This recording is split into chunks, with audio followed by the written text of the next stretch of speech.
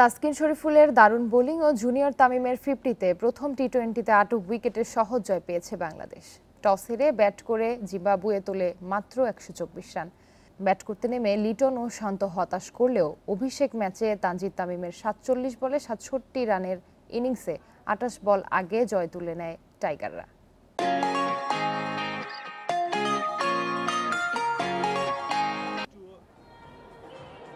চট্টগ্রামের উইকেটে 125 রান তাড়া করা সহজ, তবে দলটা যখন বাংলাদেশ, স্বস্তিতে থাকার উপায় নেই।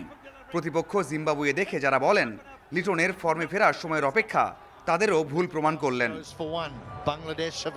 শান্ত জুনিয়র তামিম চাপ নিয়েছেন। বৃষ্টি নামার আগে 3 ওভারে স্কোরবোর্ডে মাত্র 10।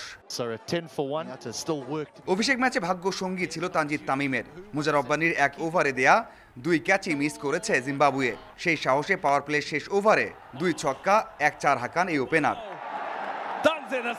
শান্তর ধীরগতির ইনিংস যেখানে শেষ, সেখানেই যেন আরো আগ্রাসী তামিম। অভিষেকে 36 বলে 50 করা এই ওপেনার অপরাজিত থাকেন 47 বলে 67 রানে। হৃদয়ের 18 বলে 33 রান। বিশ্বকাপে উইকেটের পেছনে কে থাকবেন সেই প্রশ্নে অধিনায়ক অপেক্ষায় রেখেছিলেন প্রথম টি-20 পর্যন্ত। ম্যাচ শুরুর আগেই সেই উত্তর পাওয়া গেছে। জাকের এখন নাম্বার 1 উইকেট কিপার। বোলিংয়ে প্রথম আঘাত মাহেদির, ফেরান আরভিনকে।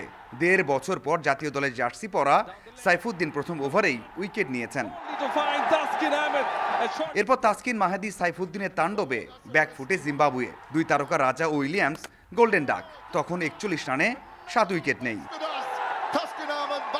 স্কোর বাড়াতে মাসাকাজ্জা ও মাদানে ওয়ানডে স্টাইলে ব্যাট করেছেন। দারুণ ব্যাটিংয়ে সবাইকে অবাক করে 65 বলে 75 রানের জুটি গড়েন এ দুজন।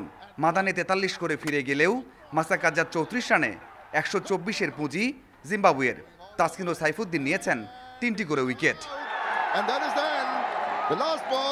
প্রত্যাশা মতো এই প্রথম ম্যাচে বড় জয় পেয়েছে বাংলাদেশ দল, যেখানে বোলাররা দুর্দান্ত করেছেন। বিশেষ করে সাইফুদ্দিন তার ফেরাটাকে রঙিন করেছেন। তবে একটা জায়গায় আক্ষেপ থেকেই যাচ্ছে, সেটা লিটন দাস। জিম্বাবুয়ের বিপক্ষেও তার ব্যাট কথা বলল না। Mazharul Islam, independent news, Zohran Chowdhury stadium, Chittagong.